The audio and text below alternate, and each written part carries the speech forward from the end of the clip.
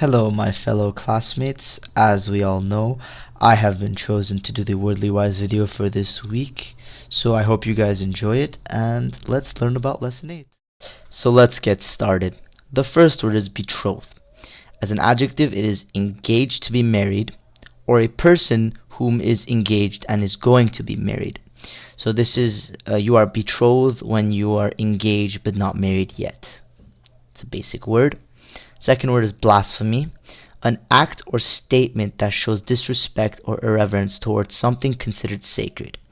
So an act of blasphemy could be cursing in church maybe, or cursing at God, or breaking a cross.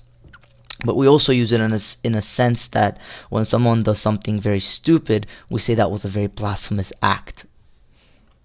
The next word is cadence. The first definition is a rhythm marked by a regular beat. So all songs have a cadence. They follow a beat throughout the whole song. And the second definition is the rising and falling of the voice in human speech. The cadence in speech is usually something that happens when the speaker is trying to show emphasis or a change of tone in what they're trying to say. The next word is canon. This is a rule or principle that provides the norm for judgment.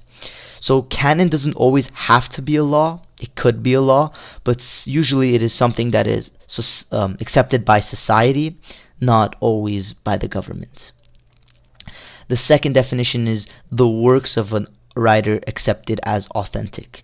Now, this usually something is considered not canon when it's like a continuation of a story that didn't do well or the readers didn't like it, so the writer rewrites the story that they continued, and they considered the first one that they rewrote as non-canon, meaning that is not a part of the story, but the new one that they wrote is canon, and it does continue off of the main story.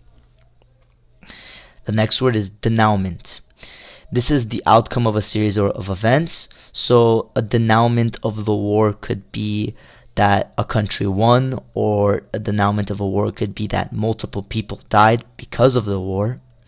Now the second definition is the final resolution following the climax of the plot of a work of drama or fiction. So this can be in any story. The denouement of Harry Potter was that Voldemort died. I'm sorry if you didn't already know that. Spoilers. The next word is edict, a statement or command having the force of law. So anything that is passed by the government is edict. It has the command, or it can enforce laws. The police can enforce laws. They are edict.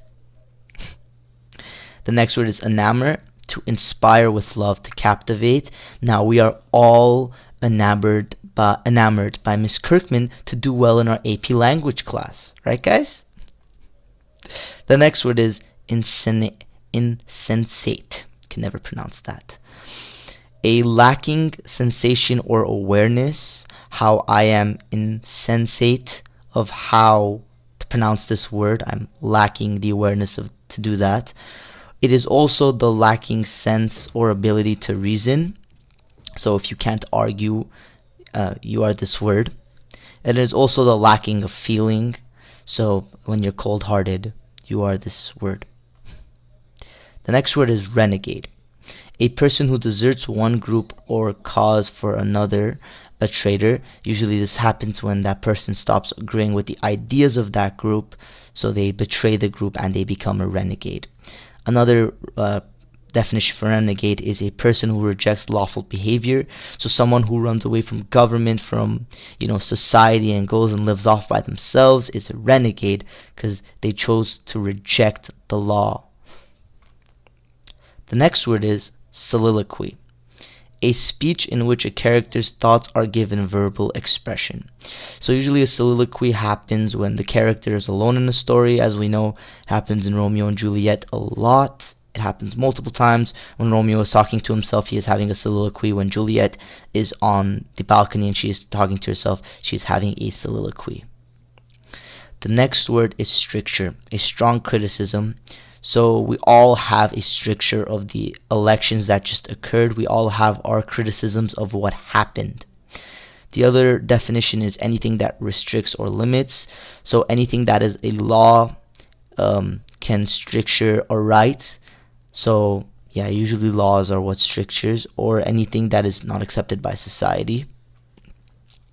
The next word is triumvirate, a group of three, especially one possessing great power or eminence. So triumvirate comes originally from the Romans. They had multiple triumvirates of leaders. We also all know a very famous triumvirate, the Pashas of the Ottoman Empire. The next word is usurp.